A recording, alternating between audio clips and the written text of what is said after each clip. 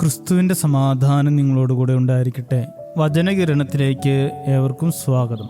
3 സമ്മാനങ്ങൾ എന്നത് ഖലീൽ ജിബ്രാന്റെ പ്രശസ്തമായൊരു കൃതിയാണ്. ബച്ചര എന്ന പട്ടണത്തിൽ പ്രജാതൽപരനായ ഒരു രാജകുമാരനുണ്ടായിരുന്നു. പ്രജകളുടെ ക്ഷേമത്തിനു വേണ്ടി പ്രവർത്തിച്ചിരുന്ന അദ്ദേഹത്തെ എല്ലാവരും വളരെയധികം സ്നേഹിച്ചിരുന്നു. എന്നാൽ അവിടെ ഉണ്ടായിരുന്ന ഒരു ദരിദ്രന് മാത്രം കുമാരനെ ഒട്ടും ഇഷ്ടമായിരുന്നില്ല. രാജകുമാരൻ എന്ത് ചെയ്താലും അതിനൊക്കെ കുറ്റം കണ്ടുപിടിക്കില്ലായിരുന്നു ഈ ദരിദ്രന്റെ പ്രധാന ജോലി. കുമാരൻ ഇതെല്ലാം അറിയുന്നുണ്ടായിരുന്നെങ്കിലും ക്ഷമയോടെ കാത്തിരുന്നു. എന്നാൽ ദരിദ്രന്റെ സ്വഭാവത്തിന് യാതൊരു മാറ്റവും വന്നില്ലെന്ന് മാത്രമല്ല, കിട്ടിയ അവസരങ്ങളിലൊക്കെ രാജകുമാരനെ കുറിച്ച് അപവാദം പറഞ്ഞ് പരത്തിക്കൊണ്ടിരുന്നു. അവസാനം ഇതെല്ലാം കണ്ടുമെടുത്ത കുമാരൻ തന്റെ പരിചാരകന്റെ കൈവശം ഒരു ചാക്ക് ധാന്യമാവും, ഒരു ബാഗ് സോപ്പും, ഒരു കോൺ പഞ്ചസാരയും ദരിദ്രനായി കൊടുത്തുവിട്ടു. ഈ സമ്മാനങ്ങളെല്ലാം രാജകുമാരൻ കൊടുത്തുവിട്ടതാണെന്ന് അറിഞ്ഞപ്പോൾ ദരിദ്രന് വലിയ ആശ്ചര്യമായി. അതോടെ അഹങ്കാരവും വർദ്ധിച്ചു. അയാൾ അവിടുത്തെ ബിഷപ്പിന്റെ അടുക്കൽ ചെന്ന് തന്റെ നന്മ കണ്ടും സഹകരണം ആഗ്രഹിച്ചും തനിക്കായി ഇത്രയേറെ സമ്മാനങ്ങൾ രാജകുമാരൻ കൊടുത്തുവിട്ടു എന്ന് പറഞ്ഞു. എന്നാൽ ബിഷപ്പ് ഇതെല്ലാം കേട്ടിട്ട് പറഞ്ഞു, ആ രാജകുമാരൻ എത്ര ബുദ്ധിശാലിയാണ്. മാവ് നിങ്ങളുടെ ഒഴിഞ്ഞ വയറിനുള്ളതാണ്, സോപ്പ് നിങ്ങളുടെ വൃത്തികെട്ട വസ്ത്രത്തിനുള്ളതാണ്, പഞ്ചസാര നിങ്ങളുടെ കയ്പേറിയ നാവിനും മധുരം നൽകാനുള്ളതാണ്. ഇതെല്ലാം കേട്ട ദരിദ്രന് തന്റെ സ്വഭാവ ദൂഷ്യത്തെക്കുറിച്ച് ലജ്ജ തോന്നുകയും പിന്നീട് മൗനം പാലിക്കുകയും ചെയ്തു. 1 നൂറ്റാണ്ടോളം പഴക്കമുള്ള കൃതിയാണെങ്കിലും അതിലെ കഥാപാത്രവും സാഹചര്യങ്ങളും ഇന്നും നിലനിൽക്കുന്നു എന്നതാണ് ആ കൃതിയെ ഇന്നും പ്രശസ്തമാക്കുന്നത്. എന്തിനും ഏതിനും കുറവുകൾ മാത്രം കണ്ടുപിടിക്കുന്ന ചില ആളുകൾ ഇന്നുമുണ്ട്.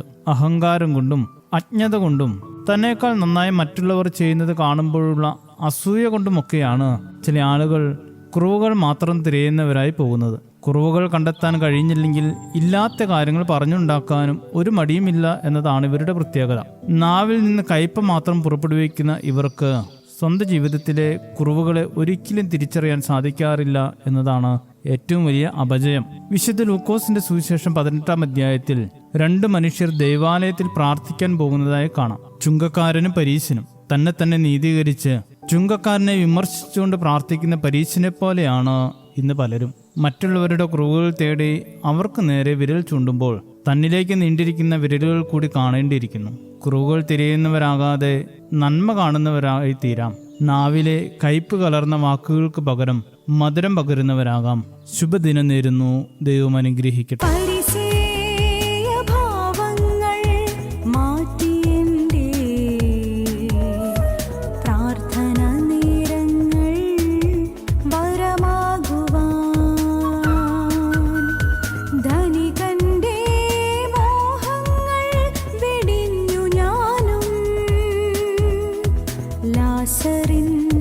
ചിന്തകൾ നേടിടട്ടെ.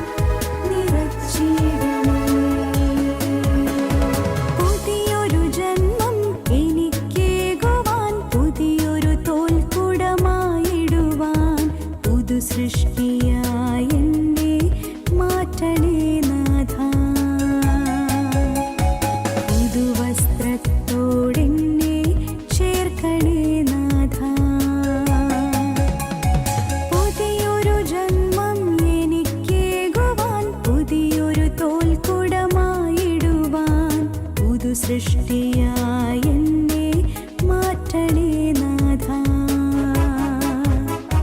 പുതുവസ്ത്രത്തോ